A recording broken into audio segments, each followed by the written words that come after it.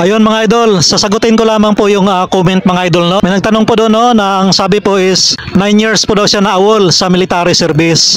So pwede daw po ba siya kumuha ng security SO license or ng security officer license?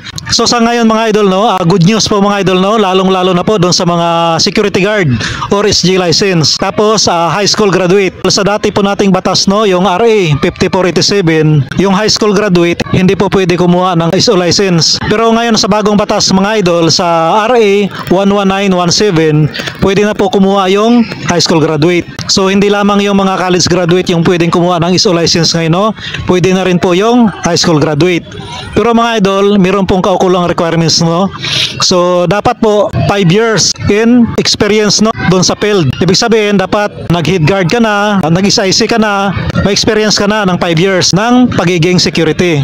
So ang kanina mga idol, yung tanong na 9 years daw siya naawol, no, galing siyang military service. Kung basihan natin yung requirements, hindi po pwede. Kailangan mag-experience ka muna ng security. Kasi magkaiba po yun mga idol, eh. Iba po yung military service, iba rin po yung security. Pero mga idol, kung military service ka at graduate ka ng 4 years, automatic yun, pwede ka kumuha ng SO license o security officer license.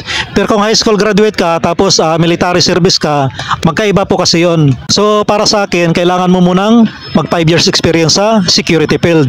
Kasi yun po yung requirements. So sa ngayon mga idol, no, hindi na po ganun kahigpit, no, hindi katulad dati. Kapakahigpit mo, no, sa PADPAW or sa SOSYA.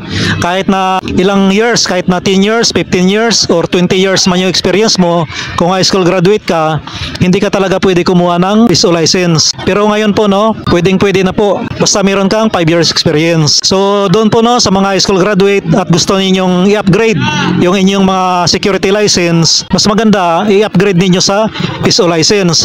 Para in case, no, na malipat man kayo ng detachment o magkaroon ng chance, no, na naghahanap ng officer sa mga detachment ninyo, pwedeng-pwede agad kayo makwalify or maselect. So yun po yung advantage nun mga idol.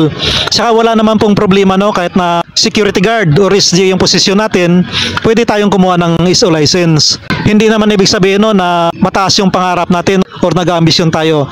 Mas maganda kasi mga idol, i-upgrade natin yung mga license natin. So may mga kilala na po ako mga idol, no, na nagkaroon na po ng SO license, high school graduate or college level, meron na po. Kasi mga idol, no, kahit doon sa RA 5487, kahit na college level ka or meron kang 72 units, hindi ka talaga pwedeng kumuha ng SO license. Kailangan may diploma ka, no, or college graduate ka talaga. Pero ngayon mga idol, sa RA 11917, pwedeng-pwede na po tayo kumuha, no, kapag ka high school graduate. Ayan, so mga idol, kung napanood mo itong video na to at kung high school graduate ka at nakakuha ka ng security license, pa-comment naman dyan, pa-confirm naman kung totoo. Kasi doon sa mga kaibigan ko or yung mga kakilala ko, meron na pong nakakuha, no, na high school graduate security license. So pa-confirm na lang mga idol, pa-comment naman dyan kung nakakuha ka na.